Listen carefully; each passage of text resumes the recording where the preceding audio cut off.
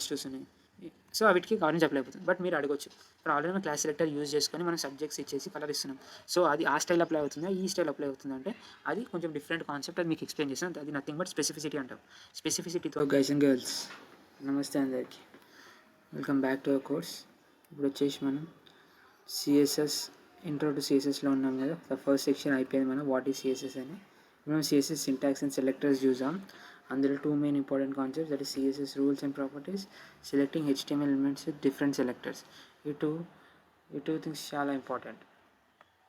Two things ఇప్పుడు మనం నేర్చుకుంటేనే further steps మనం వేయగలుగుతాం. అంటే ఎలాంటి క్వశ్చన్స్ వేయొచ్చు అంటే దీంతో ఈ కాన్సెప్ట్స్తో మనం సిఎస్ఎస్ని స్టైల్ షీట్స్తో ఎలా మన సిఎస్ఎస్ని హెచ్టిఎంఎల్తో ఎట్లా లింక్ చేస్తామో, ఇంకా డిఫరెంట్ వేస్ ఆఫ్ స్టైలింగ్ ఏముంటుంది, ఇంకా అసలు యాక్చువల్లీ సిఎస్ఎస్ ఎట్లా రాస్తామో ప్లస్ ఎలా సెలెక్ట్ చేస్తాం మనం ఒక పర్టికులర్ హెచ్టిఎంఎల్ పేజెస్లో ఎలిమెంట్స్ని సెలెక్ట్ చేసి ఎలా అప్లై చేసాం స్టైల్స్. సో ఇవన్నీ చూసాం మనం ఇప్పుడు. So without any delay let's get started.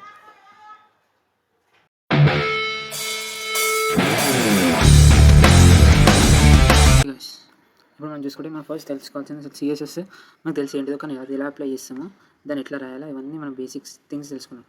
మనం మెయిన్ ఇంపార్టెంట్గా ఫస్ట్ తెలుసుకోవాల్సింది ఏంటంటే మోస్ట్ ఇంపార్టెంట్ థింగ్స్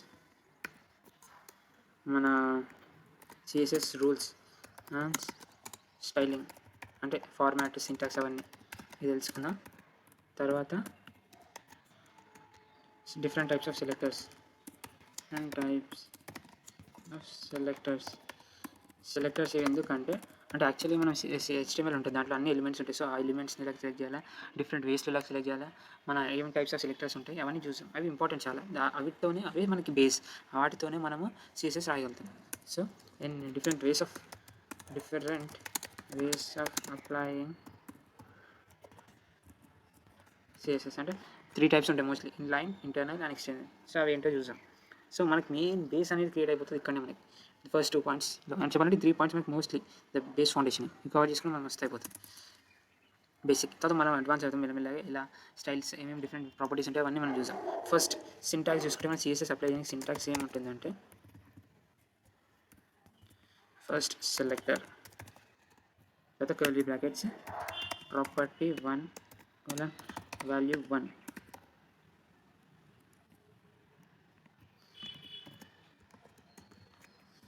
తర్వాత property 2 value 2 and so on. అలా మనం ఏమన్నా ఇవ్వచ్చు. అంటే ఇప్పుడు సెలెక్టర్ అంటే అర్థం ఏంటంటే హెచ్టిఎంఎల్ మనకి మల్టిపుల్ థింగ్స్ ఉంటాయి. ఇక్కడ నేను ఇది క్రియేట్ చేశాను, ఇదేంటో మనం క్లియర్గా ఎక్స్ప్లెయిన్ చేస్తాను మీకు. ఫస్ట్ నార్మల్గా హెచ్టిఎంఎల్ క్రియేట్ చేసిన అంతే, H1s, P-tags, unorder list, divs తీసుకొని క్రియేట్ చేశాను. సో అది సంథింగ్ ఇలా కనిపిస్తుంది మనకి. సో ఇప్పుడు మనకి ఇక్కడ సెలెక్టర్ అంటే ఏంటంటే మన HTML H1 tags, div tags, UL tags ఇవన్నీ ఉన్నాయి కదా, అవన్నీ ఒక ఎలిమెంట్స్. సో ఆ ఎలిమెంట్ మీద మనము ప్రాపర్టీ ఏమి ఇవ్వాలనుకుంటున్నాం, ఏం వాల్యూ అని ఇవ్వడమే మన సిఎస్ఎస్ సింటాక్స్ అంతే. ఎగ్జాంపుల్ చూసుకుంటే మనకి H1 ట్యాగ్ ఉంది అనుకోండి, H1 ట్యాగ్ మీద కలర్ రెడ్ అని ఇచ్చామంటే దాని అర్థం ఏంది, H1 ట్యాగ్ మీద కలర్ రెడ్ అప్లై చేయని అర్థం. అంటే H1 ట్యాగ్కి రెడ్ కలర్ అప్లై చేసి అని అర్థం. సో అదే మన సిఎస్ఎస్ సింటాక్స్, ఇంకెంతకు మించి ఏం లేదు. ది సింపుల్ సింటాక్స్ అంటే సిఎస్ఎస్ సింటాక్స్. సో ఇది మన 3 పాయింట్స్లో ఫస్ట్ పాయింట్ అంటే సింటాక్స్ ఇట అని తెలుసుకోవడం. సో ఇప్పుడు మనం డిఫరెంట్ టైప్స్ ఆఫ్ సెలెక్టర్స్ ఏమేమి చూద్దాం. వీటితోనే మనం ఆల్మోస్ట్ సిఎస్ఎస్ రాసేది. గుర్తుపెట్టుకుంటే మీకు ఎలా రాయాలో అంత ఐడియా వచ్చేస్తుంది. ఫస్ట్ ఎలిమెంట్ సెలెక్టర్ ఇందాక చూసినాక ఎగ్జాంపుల్ అదే. మన డైరెక్ట్ H1 ట్యాగా, P ట్యాగా, అన్ఆర్డర్ ట్యాగా, ఆర్డర్ ట్యాగా, ఫోటో ట్యాగ్, ఏ ట్యాగ్ మీద మనం అప్లై చేయాలనుకుంటున్నామంటే స్టైలింగ్స్, ఆ tag curly brackets, property name colon value name ఇచ్చేస్తే సరిపోతుంది, అది అప్లై అయిపోతుంది అలా. సో ఇక్కడ మళ్ళీ సేమ్ మన element selector. So class selector వచ్చేసి ఏంటంటే ఎలిమెంట్ సెలెక్ట్ మనకు మొత్తం ఎన్ని ఉంటాయంటే 9 టైప్స్ ఉంటాయి. Element selector, class selector, ID selector, descendant selector, child selector, adjacent sibling selector, pseudo class selector, attribute selector. So ఇవన్నీ ఏదో డీటెయిల్గా ఎక్స్ప్లెయిన్ చేస్తాను. ఫస్ట్ ఎలిమెంట్ సెలెక్టర్ అయితే మీకు అర్థమైంది అనుకుంటున్నాను. ఎలిమెంట్ సెలెక్టర్ ఏంటంటే జస్ట్ HTML ఉన్న ఎలిమెంట్ ఏదైతే ఉందో అది పిక్ చేసుకొని డైరెక్ట్ ఎలిమెంట్ మీద స్టైలింగ్ అప్లై చేయడం, కర్లీ బ్రాకెట్ ఇచ్చేసి ప్రాపర్టీ వాల్యూ ఇచ్చేస్తే సరిపోతుంది.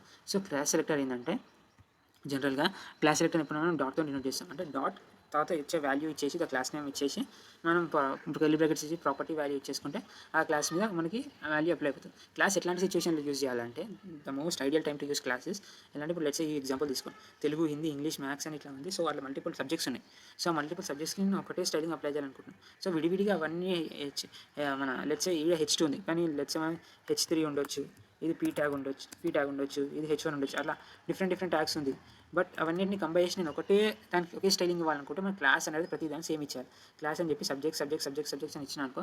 So subjects property name, class name, value ఇచ్చేస్తే అన్ని సబ్జెక్ట్స్ మీద మనం అనుకునే స్టైలింగ్ అప్లై అయిపోతుంది. సబ్జెక్ట్స్ మీద కలర్ గ్రీన్ అప్లై అయిపోతుంది. సో ఇది క్లాస్ సెలెక్టర్.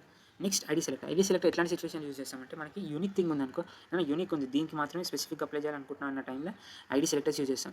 ఎలా అంటే ఇప్పుడు ఇక్కడ ఒక ట్యాగ్ ఉంది H3 ఐడి ఏజ్ ఇచ్చిన, ఐడి ఏజ్ 30 అని ఇచ్చిన. సో దీనికి నేను స్టైలింగ్ అప్లై చేయాలనుకుంటున్నా. సో ఐడి ఇచ్చాను, ఐడి హ్యాష్ ట్యాగ్, ఎప్పుడైనా హ్యాష్ ట్యాగ్తో డినోట్ చేస్తాం ఐడిని. #Age curly brackets property name value name ఇచ్చేస్తే మనకి ఐడి మీద ఆ ఐడి సెలెక్టర్ ఉంది, మన ఏజ్ మీద కలర్ ఎల్లో అప్లై అయిపోతుంది. ఇది థర్డ్ వన్, ఐడి సెలెక్టర్. అన్నిటికంటే చెప్తున్నా మెయిన్ ఇంపార్టెంట్ మనం యూజ్ చేసే డే టు డే లైఫ్లో ఎలిమెంట్, క్లాస్, ఐడి సెలెక్టర్స్ మస్తు యూజ్ చేస్తాం. సో మైండ్లో మంచిగా గుర్తుపెట్టుకుని 3 అయితే ఎలిమెంట్ ఏమో డైరెక్ట్ ఎలిమెంట్ ఇచ్చేసి సెలెక్ట్ చేస్తాం, క్లాస్ ఏమో డాట్తో సెలెక్ట్ చేస్తాం, ఐడి ఏమో హ్యాష్తో సెలెక్ట్ చేస్తాం. సో ఇది 3 సెలెక్టర్స్. నెక్స్ట్ వచ్చేసి డిసెండెంట్ సెలెక్టర్ ఏంటిదంటే డిసెండెంట్ సెలెక్టర్ ఏం లేదు, జస్ట్ మనకి లెట్స్ ఒక యూఎల్ ఉందనుకో, అనార్డర్ లిస్ట్ ఉంది. దీని లోపల ఎల్ఐస్ ఉన్నాయి, మళ్ళీ దీని లోపల ఒక ఆర్డర్డ్ లిస్ట్ ఉంది, మళ్ళీ దీని లోపల ఎల్ఐస్ ఉన్నాయి. సో ఇక్కడ యూఎల్ లోపల ఉన్న ఈ ఎల్ఐస్కి నేను అప్లై చేయాలనుకుంటున్నా. అంటే లెట్స్ ఇక్కడ H2 ఉంది సంథింగ్ వాల్యూ, H3 ఉంది సంథింగ్ వాల్యూ 2, వాల్యూ 1 సంథింగ్ అలా ఉంది. సో ఈ యూఎల్ లోపల ఉన్న నాకు ఎల్ఐస్కి మాత్రమే, ఒకటి ఎల్ఐ అని ఉంది, ఆ ఎల్ఐస్కి మాత్రమే నేను స్టైలింగ్ అప్లై చేయాలనుకుంటే అప్పుడు ఎలిమెంట్ ఏదైతే అప్లై చేస్తుందో దాని లోపల ఉన్న చైల్డ్ అంటే డిసెండెంట్ అంటే అర్థమైంది. అంటే మన గ్రాండ్ పేరెంట్స్ మనం అలా ఇలా అంటే ఒక గ్రాండ్ పేరెంట్ ఉంటుంది, దాని లోపల ఏవైతే ఎలిమెంట్స్ని అప్లై చేయాలనుకున్నా ఆ గ్రాండ్ పేరెంట్ స్పేస్ ఆ దేనికైతే అప్లై చేయాలనుకున్నా ఆ ఎలిమెంట్ నేమ్ ఇచ్చేస్తే ఈ విధంగా కలర్ గ్రీన్ ఏదైనా మనం ఏ స్టైలింగ్ అప్లై చేయాలంటే అది ఇచ్చేస్తే సరిపోతుంది. సో అది అక్కడ అప్లై అయిపోతుంది. మనకి ఈ యూఎల్ లోపల ఉన్న ఏ ఎల్ఐస్కి మొత్తం అప్లై అయిపోతుంది. అది డిసెండెంట్ సెలెక్టర్ అంటే. సో చైల్డ్ సెలెక్టర్ అంటే ఏంటిదంటే లెట్స్ ఇక్కడ ఒక డివ్ ఉంది, డివ్ ట్యాగ్ అని ఉంది. సో దీని లోపల 2 పారాగ్రాఫ్స్ ఉన్నాయి, మళ్ళీ డివ్ లోపల ఇంకో డివ్ వచ్చి మళ్ళీ 2 పారాగ్రాఫ్స్ వచ్చింది. నేనేం చేద్దాం అనుకుంటున్నా అంటే ఈ డివ్ ఉంది, దీని లోపల ఉన్న పీ ట్యాగ్స్ మాత్రమే, అంటే డివ్ లోపల ఉన్న డివ్ ఉంది, అంటే గ్రాండ్ పేరెంట్ ఇవి చిల్డ్రన్ అట్లా కదా.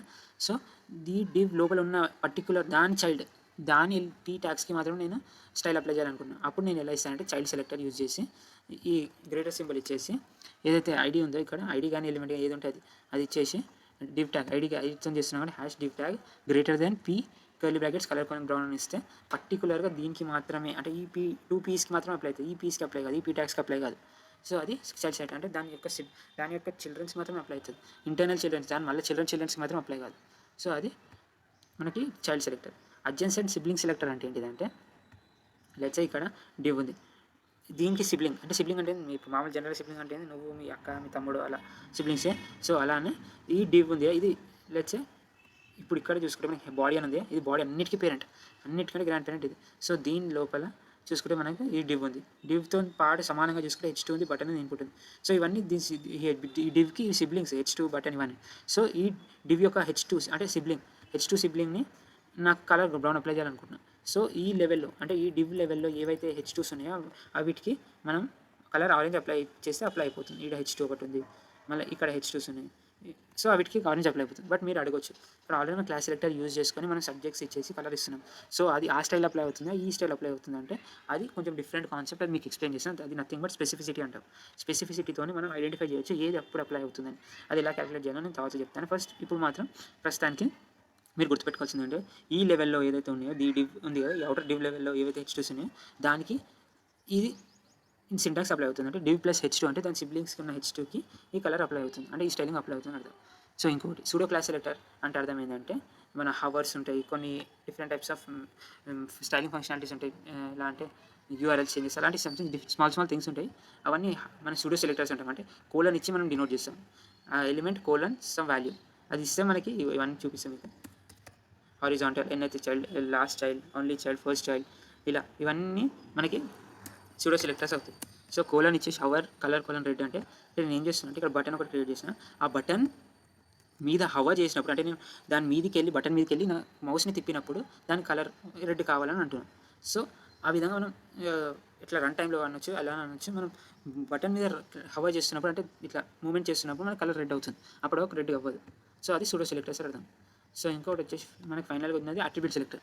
అట్రిబ్యూట్ సెలెక్టర్ ఏంటిదంటే లెట్స్ ఇక్కడ ఇన్పుట్ టైప్ టెక్స్ట్ ఉంది, ఇక్కడ ఇన్పుట్ టైప్ టెక్స్ట్ ఉంది, ఇంకోటి ఇన్పుట్ టైప్ చెక్ బాక్స్ ఉంది, సమ్ జెండర్, ఇలా 2 టైప్స్ ఉన్నాయి. సో నేను ఇన్పుట్ టైప్ టెక్స్ట్కి మాత్రమే స్టైల్ అప్లై చేయాలనుకుంటున్నాను. అప్పుడు ఎలా అప్లై చేసి అంటే input brackets type equals text అని ఇచ్చేసి దాన్ని బార్డర్ అదే మనం ఏం స్టైల్ అప్లై అనుకున్నా స్టైల్ అప్లై చేయొచ్చు. ఈ స్టైల్స్ ఏంటి ప్రాపర్టీస్ అన్నీ మనం డీటెయిల్ ఎక్స్ప్లెయిన్ చేద్దాం, తర్వాత చెప్తాను. బట్ చేసే విధానం మాత్రం ఇది. సో ఇది అప్లై ఇలా మనం అట్రిబ్యూట్ సెలెక్టర్తో అప్లై చేయొచ్చు. సో ఇవి మనం ఇవన్నీ సెలెక్టర్స్. సో మీకు ఒకసారి డీటెయిల్గా చూపిస్తాను, మన ప్రాక్టికల్గా చూపిస్తే మీకు ఇంకా బెటర్గా అర్థమవుతుంది. So let's implement this.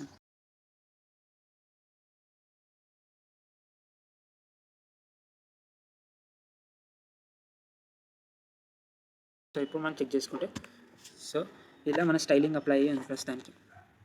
ఇప్పుడు ఒక్కొక్కటి మనం అర్థం చేసుకున్నాం ఎలా అప్లై అవుతుంది. ఫస్ట్ మనం H1 ట్యాగ్కి కలర్ రెడ్ ఇచ్చినాం. H1 ట్యాగ్ ఎక్కడ ఉంది, ఇండెక్స్లో అన్నిటికంటే టాప్లో ఉంది మన ఛానల్ నేమ్ H1 Prithvi_Dev_Artist.